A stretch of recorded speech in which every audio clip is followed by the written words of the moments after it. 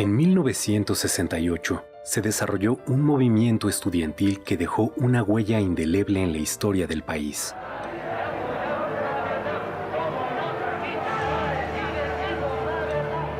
Lo que comenzó como una protesta juvenil contra los abusos de la policía capitalina se convirtió en la rebelión de una generación contra el autoritarismo del régimen. Decenas de miles de jóvenes estudiantes se manifestaron pacíficamente en defensa de las libertades civiles y la democracia. Al justo reclamo se sumaron maestros y sectores populares.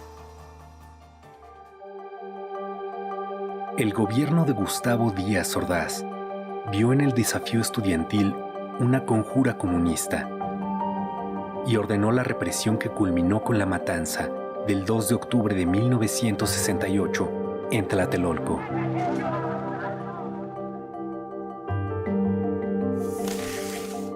El movimiento inició el 22 de julio, tras una pelea entre estudiantes de la Vocacional 5 y de la Preparatoria Isaac Ochoterena en la Ciudadela, que fue reprimida por granaderos.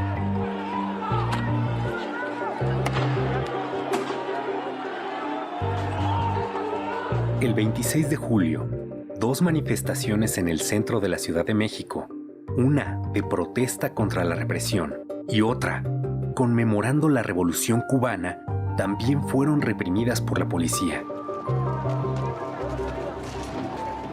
Ante la respuesta autoritaria, la protesta estudiantil se extendió. Escuelas de la UNAM y del Politécnico se declararon en paro. Después lo harían escuelas privadas y universidades de varios estados.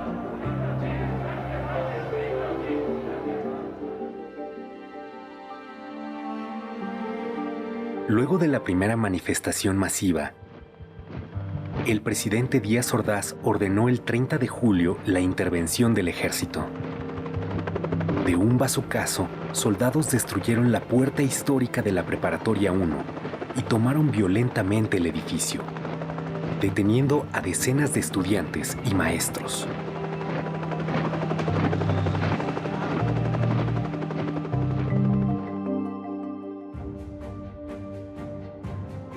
El rector de la UNAM, Javier Barros Sierra, asumió una actitud ejemplar.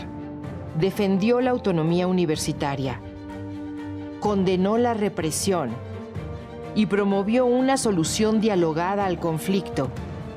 El 1 de agosto encabezó una manifestación de duelo por los estudiantes caídos y contra la violación a la autonomía.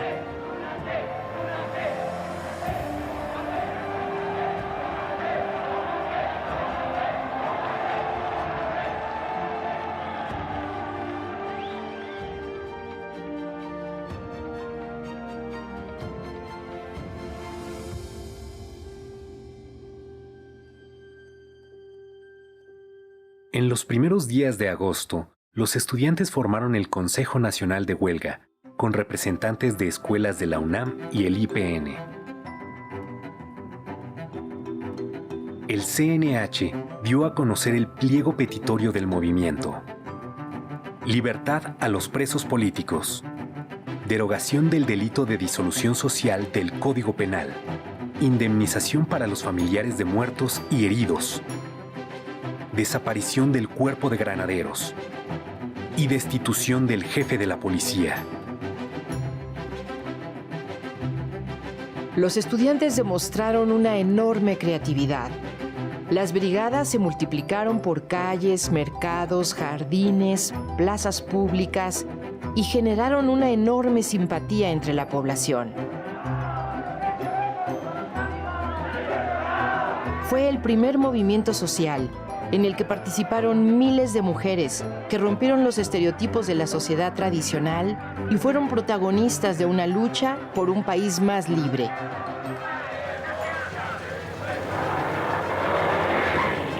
El movimiento creció. A la manifestación del 13 de agosto asistieron más de 150,000 personas.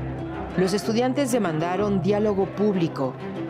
El gobierno aceptó, pero nunca cumplió. El movimiento estaba ganando la batalla de la opinión pública a pesar de la campaña en contra por parte de la prensa, radio, televisión y de todo el aparato de Estado. El 27 de agosto, más de 500,000 personas marcharon al Zócalo.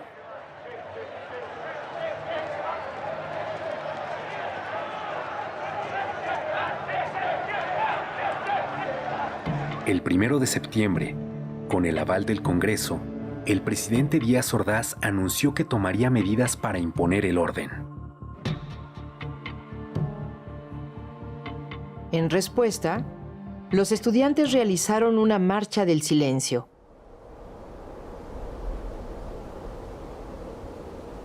El 13 de septiembre, más de 250,000 personas marcharon bajo un silencio imponente. Ejemplar.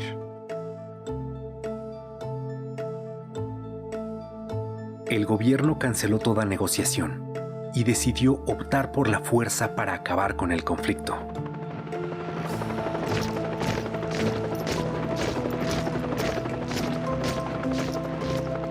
El 18 de septiembre, el ejército ocupó la ciudad universitaria. 500 estudiantes fueron detenidos.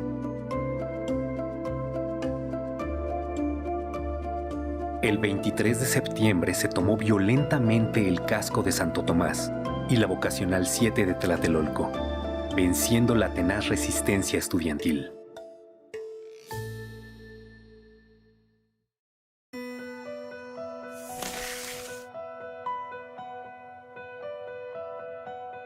A 10 días de la inauguración de las Olimpiadas en México, el 2 de octubre, miles de personas asistieron a un mitin pacífico en la Plaza de las Tres Culturas en Tlatelolco.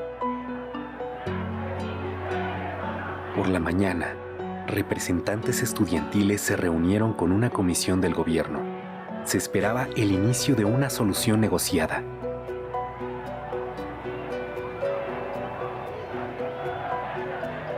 Pero Díaz Ordaz ya había decidido acabar con el movimiento y dio la orden al Estado Mayor Presidencial, a un cuerpo de élite militar, el Batallón Olimpia, a unidades del ejército, a la policía, de reprimir a los manifestantes. Desde horas antes, francotiradores oficiales se apostaron en los edificios que rodeaban la plaza. Poco después de las 6 de la tarde, un helicóptero lanzó 2 bengalas. Fue la señal para que las tropas avanzaran sobre la plaza a bayoneta calada. Los miembros del Batallón Olimpia aparecieron en el edificio Chihuahua, donde estaba la tribuna y se encontraban los dirigentes del movimiento. El objetivo declarado era detenerlos.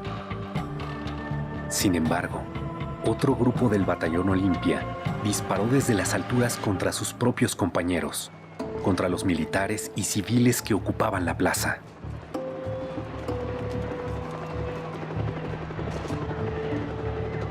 En el fuego cruzado, comenzaron a caer los manifestantes muertos o heridos, y la multitud corrió para escapar de la trampa.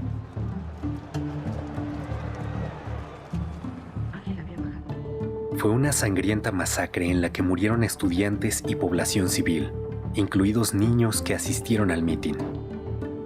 La versión oficial reconoció 38 civiles muertos, un niño y 4 soldados, y culpó a los estudiantes de provocar la violencia.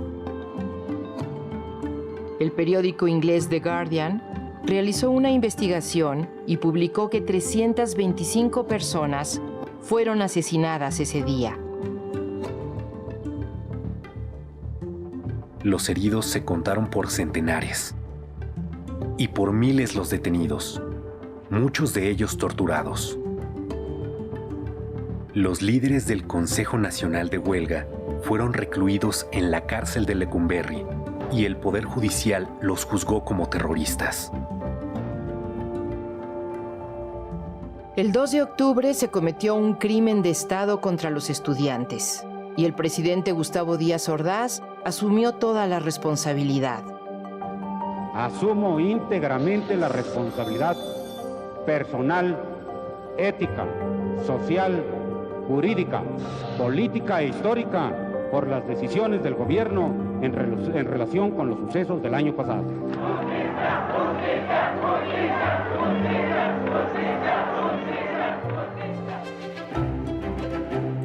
1968 fue un parteaguas en la historia de México y punto de partida de nuevos movimientos sindicales, magisteriales, campesinos, urbanos, por los derechos humanos y la democracia. El movimiento de 1968 es un triunfo de la memoria colectiva contra el intento institucional de imponer el miedo, el silencio y el olvido. Venció la esperanza, el ideal de un futuro democrático, de libertad. Por todo ello, el movimiento estudiantil de 1968 y el 2 de octubre no se olvidan.